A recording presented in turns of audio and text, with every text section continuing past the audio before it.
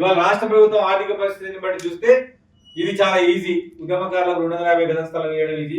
ఎందుకంటే వాళ్ళ ఊర్లు ఇచ్చినా వాళ్ళు అడిగిన ప్లేస్లు ఇచ్చినా ఇవ్వచ్చు గవర్నమెంట్ స్థలాన్ని. అందుకోసం ప్రభుత్వం అప్పుడే ఒప్పుకుంటే మనం చేసిన తర్వాత గవర్నమెంట్ ఒప్పుకుంది. కేసీఆర్ కు పాపం అర్థం కాలే.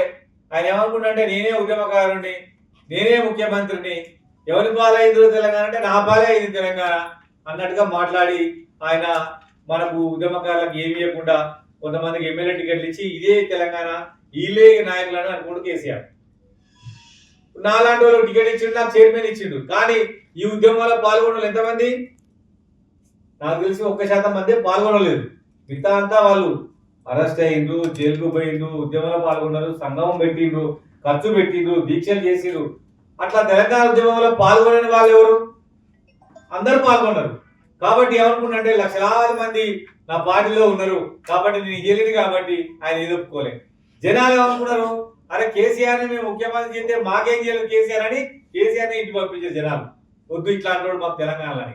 అయితే ఇవాళ ఆయన ఇంట్లో పంచాయతీ కూడా తెలంగాణ పంచాయతీ అయిపోయింది. ఇక వాళ్ళ ఇంట్లో ఏమైనా మాట్లాడుకున్నా అది మనకే చూసుకుంటుంది.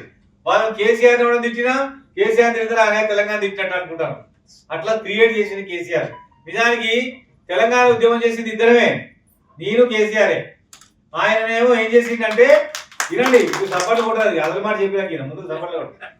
తెలంగాణ ఉద్యమం చేసింది కేసీఆర్, తర్వాత నేను. ఆయన తెలంగాణ వల్ల నేను నడుచుకోవాలి. అయితే ఇద్దరం కలిసి ఒక రోజు ఏం చేసినాం అంటే పులికాడికి పోయినాం. ఆయన పులి నోట తలకాయ పెట్టాను కదా, సార్ మీరు పులి నోట తలకాయ పెట్టండి సార్, నేను పులి ముడ్డిలో తలకాయ పెట్టాను నేను. ఎందుకంటే ఇద్దరం కలిసి పోయినాం కదా. తెలంగాణ తెచ్చింది ఇద్దరం, రైలు నవ్వుకు రైలు. తెలంగాణ తెచ్చింది ఇద్దరమే. ఆయన పులి నోట్ల తలకాయ పెడితే ఒకటే పెద్ద మనిషి ఎందుకని నేను పులి ముడ్డిలో తలకాయ పెట్టిన.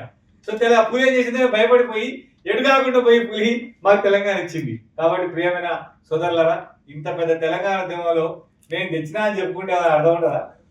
అదే ఎవరి పాత్ర ఏంటిది, ఎవరెవరు వాళ్ళ మనసులో ఇవాళ ఆ రోజున తెలంగాణ కోసం రడ సురేష్, బొబ్బర, రామ్మూర్తి, హుస్సేన్ లాంటి వాళ్ళు మధురాల ఏరియాలో చేసిన పోరాటం అది వాళ్ళకే వెళ్తుంది. ఎవరు చేసిన పని వాళ్ళకే వెళ్తుంది తెలంగాణ ఉద్యమంలో. ఇప్పుడు ఒకటా రెండా ఇలా ఎవరైనా పాల్గొనంటే వాడు తెలుస్తుంది నేను ఏం చేయలేదని. పాల్గొన్నాడు ఎన్ని కథలు. ఎన్టీఆర్ ప్రదీప్ అయితే ఒక హీరో లాగా నిజామాబాద్ లో కొట్లాడిండు. కానీ ఎన్టీఆర్ ప్రదీప్ ని కవిత పట్టించుకోలే. ఇప్పుడు తెలంగాణ సమాజం కవితను పట్టించుకోవట్లేదు. ఎన్టీఆర్ ప్రదీప్ ఒక్కడే తెలంగాణ ఉద్యమం అంటే నిజామాబాద్ లా ఇంకో మనిషి లేదు తెలుసా, అక్కడ శివప్రసాద్ పటేల్. ఎవరైతే ఆనాడు తెలంగాణ ఉద్యమం ఉన్న విద్యార్థులు ఉన్నారో వాళ్ళే తెలంగాణ ఉద్యమకారులు, టీఆర్ఎస్ జెండా పట్టుకునే వాళ్ళు ఉండే. మీతో ఎవరు తెలంగాణ జెండా పట్టుకొని ఉండేటోళ్ళు కాదు. అప్పుడు అందరూ ఇండియాగా కేసీఆర్ తిరుగుతారు మీరు అందరూ అనేటోళ్ళు. అయినా మనం తెలంగాణ ఇష్టం కాబట్టి తెలంగాణ కోసమే మనం అందరం కొట్లాడాం. అది ఆయన ఖాతాలు వేసుకున్నాడు.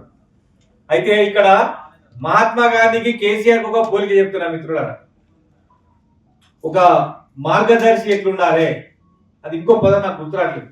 మార్గదర్శి అని ఉంటాడు. దాన్ని ఏమంటారంటే మార్గదర్శి అంటే బాటం చూపిన వ్యక్తిని మార్గదర్శి అంటాం. అతను ఒక తన జీవితాన్ని మొత్తం త్యాగం చేయడం అనమాట. ఇప్పుడు మహాత్మా గాంధీ జాతీయ ఉద్యమంలో పాల్గొన్నాడు. వివిధ స్టెప్పులలో ఒక 20-30 ఏళ్ల పాటు జాతీయ ఉద్యమానికి నాయకత్వం వహించి ఆయన స్వతంత్రం తర్వాత మనకు దేశం వచ్చినాక కేసీఆర్ ఏంటంటే ఈ తెలంగాణ రాష్ట్రం వచ్చిందే నేను ముఖ్యమంత్రి కావడానికి అనుకుని ముఖ్యమంత్రి పదవి కోసం అనే దళిత ముఖ్యమంత్రి తులసిరాజని ఆయననే ఎవరితో మాట్లాడకుండా ఎల్పీ సమావేశంలో ఏకగ్రీవంగా తీర్మానం చేయించుకొని ఆయననే ముఖ్యమంత్రి అయ్యాడు. అది ఒక పెద్ద అబద్ధం అనమాట దేశంలో. ఈ ఒక రాష్ట్ర రాజకీయ నాయకుడు ఇంత చీటింగ్ చేసినటువంటి మాట ఇంకోటి ఏది లేదు. ఆయన తెలంగాణ ఉద్యమంలో చేయమని ఆయన ఎవరు అడగలేదు, ముఖ్యమంత్రి చేయమని దళితులు ఎవరు అడగలేదు. కేవలం ఈ సమాజాన్ని తెలంగాణ ఉద్యమంలో కలపడం కోసం అని కేసీఆర్ చేసిన దుష్ట పరిణామం దళిత ముఖ్యమంత్రి. మళ్ళా ఇతరులను ఆపడం కోసం దళిత బంధు, మళ్ళీ అది అంబేద్కర్ స్టాచ్యూ పెట్టడం. ఇలా ఊర్లో అంబేద్కర్ స్టాచ్యూలు ఉన్నాయి. కొత్తగా అంబేద్కర్ స్టాచ్యూ ఎవరు అడగలే. నేను అప్పుడు ఒకటి చెప్పిన, నేను ఈ పెట్టే 125 అడుగుల విగ్రహం వరకు పోలేదు కూడా. కేసీఆర్ సీఎం దిగిపోయిన స్టాచ్యూ కాడికి పోవాలనుకున్నా, కరెక్ట్ గా ఆ స్టాచ్యూ కాడికి కేసీఆర్ దిగినట్టే పోయినా నేను, మళ్ళీ పోలేదు. ఎందుకంటే ఆయనకి ఇష్టం లేని వ్యక్తి అంబేద్కర్. ఎందుకంటే ఆయన చాలా గొప్ప మేధావి అనుకుంటాడు కేసీఆర్. అందుకోసం ప్రజలందరూ తిప్పికొట్టారు కేసీఆర్. ఇక మళ్ళీ లేచేది లేదు మిత్రులారా. ఆయన జపం తెలంగాణ వద్దు. వాళ్ళ పంచాయతీ ఇంటి పంచాయతీ తెలంగాణ పంచాయతీ వాళ్ళు తిడితే తెలంగాణ తిట్టినట్టు అట్లాంటి సిచ్యువేషన్ తీసుకొచ్చిండ్రు. ఇలా రేపు కవిత పోతుంది, తర్వాత హరీశ్రావు పోతాడు, అది 3 ముక్కలే సర్వనాశనం అయిపోతుంది తెలంగాణ రాష్ట్రంలో.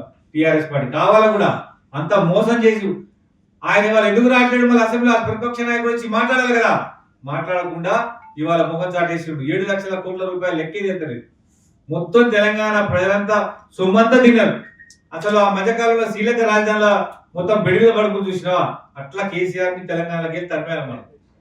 అన్ని లక్షల కోట్లు తిన్నాడు. రేపు విచారణ తర్వాత ఖచ్చితంగా కేసీఆర్ అరెస్ట్ జైలుకు పోతారు, గుర్తుపెట్టుకోండి.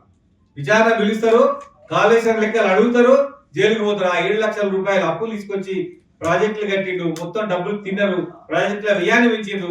ఆ పెంచిన వ్యయాన్ని మొత్తం కూడా పర్సంటేజ్ తిన్నారు. వాళ్ళని వాళ్ళతో ఎంబడి తిన్నారు మొత్తం కూడా రేపు జైలుకి అని కూడా సందర్భంగా తెలియజేస్తూ, మరి ఉద్యమకారులకు ఏం కావాలి, మన భవిష్యత్ కార్యాచరణ ఏంటి అనే విషయం మీద నేను మాట్లాడుతున్నా మీకు కోరుతా ఉన్నా మిత్రులారా. ఒకప్పుడు మనం ఇండియన్ హిస్టరీలో north India east India company గురించి వినేవాళ్ళం, ఇంగ్లీష్ కంపెనీ. ఆ ఈస్ట్ ఇండియా కంపెనీ వ్యాపారం కోసం ఇక్కడికి వచ్చి మనని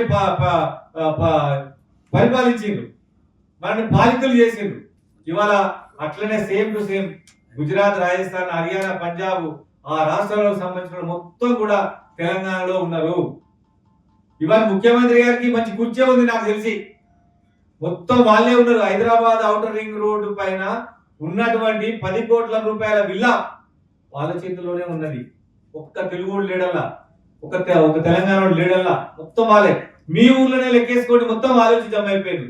బొమ్మాయి మిఠాయి నుంచి పీసీ మిఠాయి వరకు ప్రతి సామాను ఆడదే. మన చేతిలో ఏం లేదు తెలంగాణ. మనం అనుకున్నాం తెలంగాణ వస్తే మంది ఉంటుందని, మందు కాదు. పోయి రాజస్థాన్, గుజరాత్ ఉంది. హైదరాబాద్ ఉన్నటువంటి మొత్తం కేసులలో వాళ్ళే ఉన్నారు. ఓ ల్యాండ్ కేసు తీసుకోవడం, వాడు ఉండడం, డబ్బులు కట్టడం, గొడవ పెట్టడం. ఇవాళ అన్ని షాపులలో 2 నెంబర్ దందా నడుస్తుంది వాళ్ళు చేపట్టి. మొత్తం ఘోరమైన సెకండ్ హ్యాండ్ బిజినెస్ వాళ్ళు.